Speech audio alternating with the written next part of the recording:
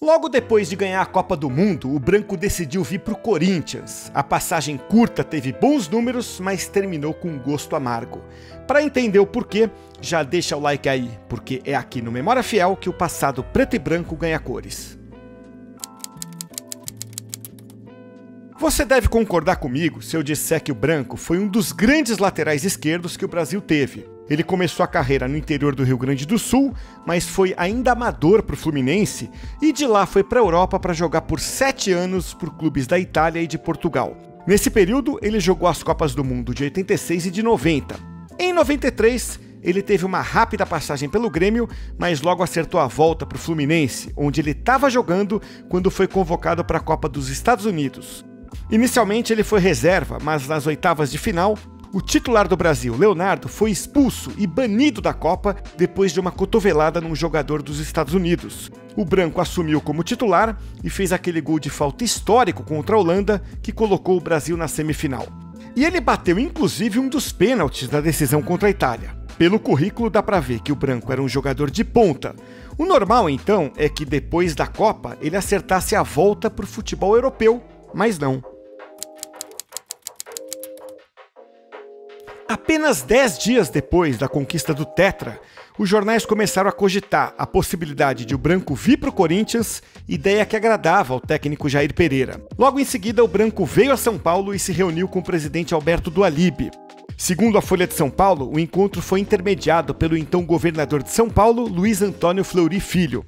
O branco tinha 30 anos, era dono do próprio passe e o emprestou por 6 meses ao Corinthians. O salário era de $15 mil, que podia chegar a $25 mil mensais com alguns bônus previstos em contrato. Ele veio num pacote de reforços que incluía outros jogadores experientes, como o meia Marco Antônio Boiadeiro, o lateral direito Paulo Roberto e o volante Luizinho.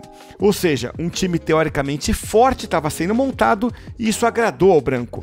E ele também tinha uma referência no clube, o atacante Viola, com quem ele tinha convivido na seleção na Copa dos Estados Unidos.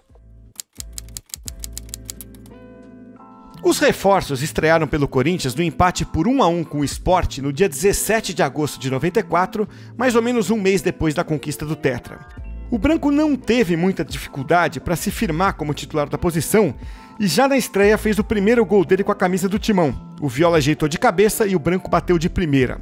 Ele logo colocou a perna esquerda para trabalhar, também em cobranças de falta, e foi marcando gols importantes ao longo dos meses. Dos 36 jogos que o Corinthians disputou desde a chegada do branco até o final do ano, ele participou de 23. E aí entra um aspecto curioso. O Corinthians conseguiu chegar à semifinal da Copa Conmebol, mas acabou perdendo do São Paulo, que jogou aquela competição com um time de aspirantes. E foi difícil para Fiel engolir aquela derrota. Talvez por isso, quando o Corinthians despachou o Bragantino nas quartas de final do Brasileirão, jogando feio nos 2 empates, a Fiel vaiou o time, mesmo com a vaga garantida na semifinal, como destacou a Folha no dia seguinte, a ponto de o Jair Pereira pedir para a torcida apoiar e da diretoria fazer um pacto com a Gaviões da Fiel para não vaiar o time.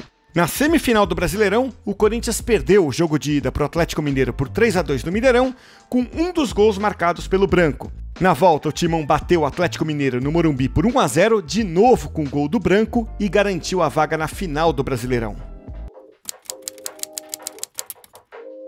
O Palmeiras ainda surfava a onda da era Parmalat, tinha um time forte e era o favorito para a decisão com o Corinthians. E o primeiro jogo da final seria um marco negativo na trajetória do branco. Para essa partida, o técnico Jair Pereira escalou o Corinthians com Ronaldo no gol, Paulo Roberto, Pinga, Henrique e Branco, Luizinho, Zé Elias, Marcelinho Paulista e Souza, no ataque Marcelinho Carioca pela direita e Viola de centroavante. O Palmeiras tinha um time forte, viu, e jogou com Veloso no gol, Cláudio, Antônio Carlos, Kleber e Roberto Carlos, César Sampaio, Flávio Conceição, Rivaldo e Zinho, Edmundo e Evair, o técnico era o Vanderlei Luxemburgo. O Palmeiras saiu na frente com o Rivaldo praticando a lei do ex e marcando aos 45 minutos do primeiro tempo. No segundo tempo, o Corinthians criou boas chances e dava para ter empatado com o próprio Branco arriscando de fora da área. Logo em seguida, o outro lateral, o Paulo Roberto, arriscou de fora da área e quase conseguiu fazer o gol de empate. Na cobrança do escanteio, depois que o Marcelinho bateu fechado, a bola tocou na trave e acabou sobrando na cara do gol para o Luizinho, mas ele bateu para fora. O gol de empate parecia maduro, mas aí, aos 18 minutos do segundo tempo, a lambança. Bobeou, perdeu, agora complicou de vez. Rivaldo tem a chance, bateu! Gol!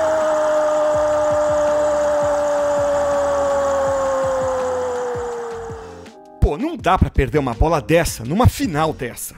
Pra torcida ficou aquela sensação de que, não importa quantos gols o branco tivesse feito até ali, aquele erro era imperdoável. O gosto amargo piorou porque logo depois o Edmundo fez o terceiro.